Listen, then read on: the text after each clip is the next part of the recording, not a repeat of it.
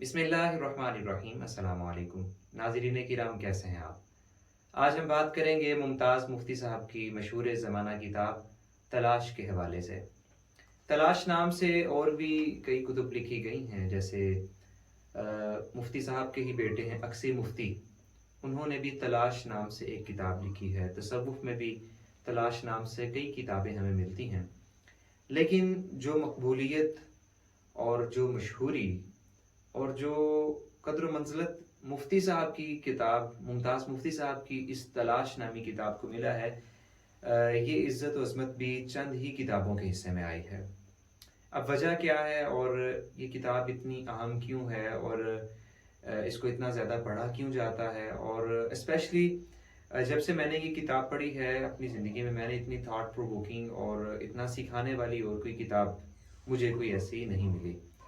हर किताब के अपने कुछ औसाफ हैं, उसकी कुछ अपनी खूबियाँ हैं। बहरहाल मुझे ये किताब बहुत अच्छी लगती है, और जब भी मुझे कोई पूछता है, कोई तालिब इल्म, कि मुझे रिकमेंड करें कोई किताब, तो मेरी तजावीज़ में सबसे पहली तजवीज़ मुमताज़ मुफ्ती साहब की किताब तलाश होती है। हालाँकि एक मज़हब से ताल्लुक़ रखने वाले एक शख्स की हैसियत से बहुत ज़्यादा लोग ऐसे भी हैं जिनका मुफ्ती साहब से बड़ा इख्तिलाफ़ है, क्योंकि हम देखते हैं कि इस किताब में उन्होंने रिवायती उलमा के हवाले से उन्होंने बड़ी तनकीद भी की है इन पे, और इनके नाज़ो अंदाज़ को, उठने बैठने को भी निशाना मशक़ सितम बनाया है। लेकिन बहरहाल मुझे ये किताब बहुत अच्छी लगती है, और क्यों अच्छी लगती है वो मैं आपको बताता हूँ। ठीक है, इसमें सबसे पहले अगर हम इस किताब की ज़बान को देखें ना, तो बड़ी सादा और सलीस ज़बान के इंसान पढ़ता जाता है और समझता जाता है। और दूसरे नंबर पे इस किताब का अंदाज़, चीज़ों को पेश करने का जो मुफ्ती साहब ने एक स्टाइल अपनाया है, तो वो एक आर्गुमेंटेटिव स्टाइल है। इस तरह से जैसे वो बात कर रहे हों, सिखा रहे हों। हालाँकि वो कभी-कभी ये बात खुद भी किताब में कहते हैं कि मेरी टोन और मेरा लहज़ा यहाँ सिखाने वाला होता जा रहा है, किताबी होता जा रहा है, लेकिन मैं ऐसा नहीं कह रहा, ठीक है? उन्होंने अपने अंदाज़ को बड़ा सादा और सलीस रखने की कोशिश की है, ताकि कोई भी शख्स वो इस चीज़ को पढ़े और उसको समझ सके। फिर अगर इस किताब के मौज़ूआत पे मैं बात करूँ कि कौन-कौन सी ऐसे मौज़ूआत हैं जिन पे मुफ्ती साहब ने इस किताब में कलम उठाया है, तो मतलब मज़हब से लेके कल्चर, सिविलाइज़ेशन, अखलाकियात, इबादत, मुआशरा, नई नस्ल, मतलब कि बहुत ज़्यादा मौज़ूआत हैं, एक तनव्वुع मिलता है हमें इस किताब में। और अगर कोई ये कहे कि मुमताज़ मुफ्ती साहब की इस किताब तलाश का मौज़ू क्या है, तो उसका एक मौज़ू मुतय्यन करना मुश्किल हो जाएगा। क्योंकि इतने मौज़ूआत आपने इसमें समो दिए हैं कि किसी एक मौज़ू के साथ इस किताब को अटैच करना मेरे ख़्याल में नाइंसाफ़ी होगी, ठीक है? और दीन के हवाले से, और एक और बहुत अच्छी चीज़ जो मुझे इस किताब के हवाले से लगती है कि आपने स्पेशली दीन इस्लाम को जिस अंदाज़ से पेश किया है नौजवानों के सामने, जिससे पता ये चले कि दीन इस्लाम एक प्रैक्टिकल रिलीजन है, और ये सिर्फ ऐसा मज़हब नहीं है कि जिसमें एहतराम है, बहुत ज़्यादा अकीदत है और बस बात यहीं ख़त्म हो जाती है। मतलब कि दीन को मुफ्ती साहब ने, रिलीजन को एक एक ऐसी चीज़ के तौर पर पेश किया जब ये किताब उन्होंने लिखी, कि मज़हब जो है ये सिर्फ कुछ एतिक़ादात का या अकीदतों का, मोहब्बतों, एहतराम का नाम नहीं है, बल्कि दीन एक प्रैक्टिकल चीज़ है, ठीक है? इस पे अमल किया जा सकता है, और मतलब कि इस बात पे भी उन्होंने ज़ोर दिया है कि सिर्फ एहतराम जो है ये इंसान के मज़हब को एक और रंग दे देता है। जिस तरह से वो कहते हैं ना कि साहिबो जज़्बा-ए एहतराम बड़ा ताकतवर जज़्बा है। मुझे यकीन है कि अगर अल्लाह मियाँ हमारे हाथ आ जाएँ, तो हम जज़्बा एहतराम के तहत उन पर मुश्क के काफूर छिड़क कर, लोबान की धूनी देकर अपनी अलमारी के ऊपर वाले खाने में बुत बनाकर सजा देंगे। मतलब कि हम मुसलमान एहतराम करते हैं हर चीज़ का, हर हद से ज़्यादा एहतराम करते हैं, लेकिन ये एहतराम हमें उस चीज़ की, रिलीजन की प्रैक्टिकलिटी से बहुत दूर कर देता है।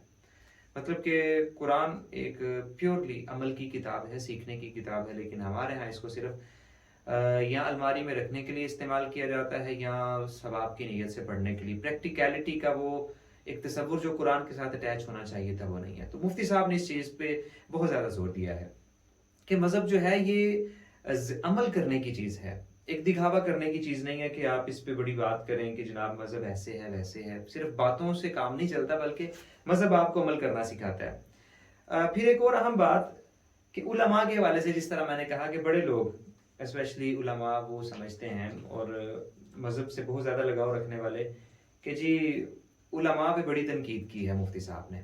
وہ کہتے ہیں کہ صاحبو میں علماء کرام سے بے حد مایوس ہوں. وہ صرف دو باتیں کرنا جانتے ہیں: دور حاضرہ پر تنقید اور ماضی کی مدح سرائی. صرف یہی نہیں، مجھے علماء کرام کے خلاف کئی ایک شکایات ہیں. مجھے ان سے بنیادی شکایت یہ ہے کہ وہ مجھ جیسے نہیں ہیں، عوامی نہیں ہیں، ہم میں سے نہیں ہیں. ان کا پہناوا اور طرح کا ہے، رہن سہن اور طرح کا ہے، آواز کی سرتال اور طرح کی ہے، آواز حلق کے نچلے پرتوں سے نہیں. مطلب کہ اس چیز پہ تو میں خود بھی کئی دفعہ پہلے بھی بات کر چکا ہوں، جب مطلب ایتھیزم کے حوالے سے، الحاد کے حوالے سے جو کچھ موضوعات پہ ہم نے بات کی کہ ہمارے ہاں علماء کا رویہ نوجوانوں کو اپنے قریب نہ آنے دینا اور اپنے آپ کو ایک الگ مخلوق سمجھنا، یہ نوجوانوں میں اور علماء میں بہت زیادہ دوریاں پیدا کر رہا ہے، جس سے الٹیمیٹلی نوجوان دین سے ہی دور ہوتے جا رہے ہیں. ٹھیک ہے، تو میں سمجھتا ہوں کہ مفتی صاحب کا علماء سے یہ شکوہ بے جا نہیں ہے. اور مفتی صاحب نے ایک عوامی رنگ میں یہ کتاب لکھی ہے. ٹھیک ہے، مطلب کہ ایسا لگتا ہے کہ ہر وہ چیز جو مفتی صاحب نے بیان کیا یہاں، ایک عام شخص کی بھی وہ خواہش ہوگی، آپ کی خواہش ہوگی، میری خواہش ہوگی. ہم بھی یہی چاہتے ہیں نا کہ مسجد کے جو خطیب صاحب ہوں ان کے ساتھ ہمارا ایک اس طرح سے بیٹھنا اٹھنا ہو کہ ہم ان سے کوئی بھی بات ڈسکس کر سکیں، پوچھ سکیں، اپنے مسائل کا حل جان سکیں. تو یہ شکوہ میرے خیال میں اتنا سخت نہیں ہے مفتی صاحب کو علماء سے، اور اس چیز کو ٹالریٹ کرنا چاہیے. اور ایک اور اہم بات، ایک اور اہم موضوع جس پہ مفتی صاحب نے بات کی ہے کہ نئی اور پرانی نسل کا جو ایک جنریشن گیپ ہے یا ایک جنریشنل کنفلکٹ ہے، اس پہ انہوں نے بات کیا کہ ہر بڑی نسل آنے والی نسل کو گمراہ سمجھتی ہے کہ یہ جو نئی نسل ہے یہ تو اچھائی سے، نیکی سے بہت دور ہے، اس کا تو ایسی چیزوں سے دور دور تک واسطہ نہیں ہے. تو مفتی صاحب یہ کہتے ہیں کہ ہم نے ہمیشہ رد کیا ہے، ہم نے کبھی نئی نسل کو حالات حاضرہ نہیں سمجھا. ہم نے کبھی اس حقیقت کو تسلیم نہیں کیا کہ بچے کا جوان بننا، نوجوان سے نوجوان بننا اور پھر بڑا بننا ایک پروسیس ہے، ایک ارتقائی عمل ہے. ٹھیک ہے، مطلب کہ وہ کہتے ہیں کہ جب ہم ایک نئی نسل کو کنڈیم کر رہے ہوتے ہیں تو ہم اپنی نئی نسل میں کیڑے نہیں ڈال رہے بلکہ اپنے مستقبل میں کیڑے ڈال رہے ہیں. مطلب کہ ہر بڑی نسل کو، آنے والی نسل کو وارملی ویلکم کرنا چاہیے، کیونکہ ہر نئی نسل اپنے سے پہلے موجود نسل سے زیادہ سمارٹ، زیادہ ہوشیار اور زیادہ ذہین ہے.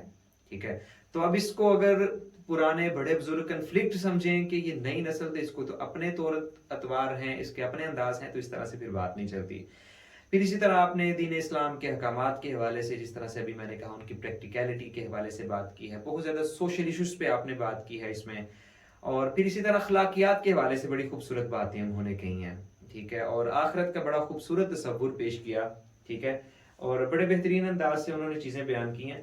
اب اس میں ایک بڑا خوبصورت واقعہ وہ بیان کرتے ہیں کہ کہتے ہیں کہ جہنم کا تصور، مطلب کہ جہنم میں آگ کہاں سے آئے گی.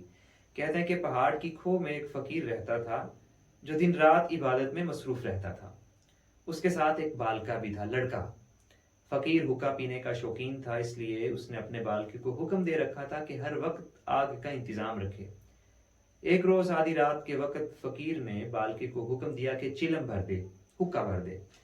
بالکے نے دیکھا کہ بارش کی وجہ سے آگ بجھ چکی ہے، اتفاق سے ماچس بھی ختم ہو چکی تھی. وہ گھبرا گیا کہ اب کیا کرے. اس نے فقیر سے کہا علی جا، آگ تو بجھ چکی ہے، ماچس ہے نہیں کہ سلگا لوں، فرمائیے اب کیا کروں. فقیر جلال میں بولا ہم تو چلم پیئیں گے، چاہے آگ جہنم سے لاؤ.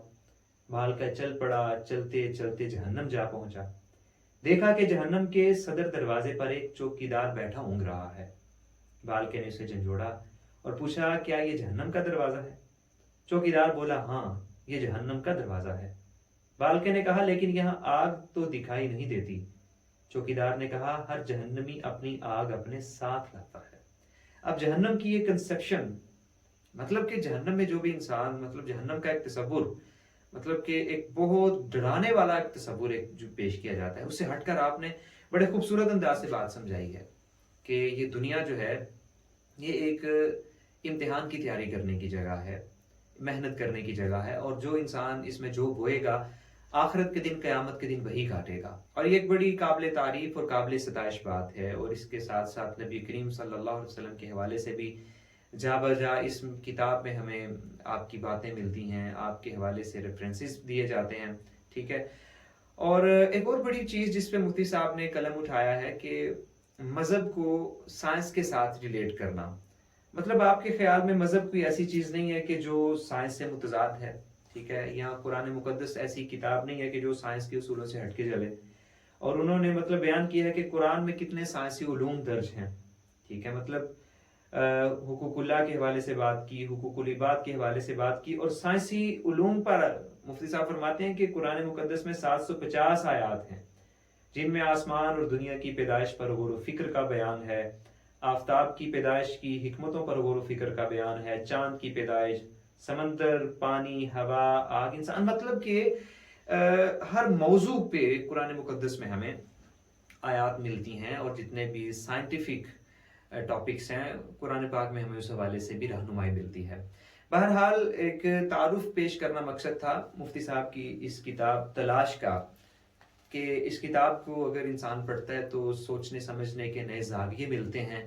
और वो शख्स जो किताबें पढ़ना चाहता है लेकिन उसको पता नहीं कि कहाँ से शुरू करे, तो मैं समझता हूँ कि ये मुफ्ती साहब की ये तलाश एक दिलचस्प किताब उसके लिए हो सकती है।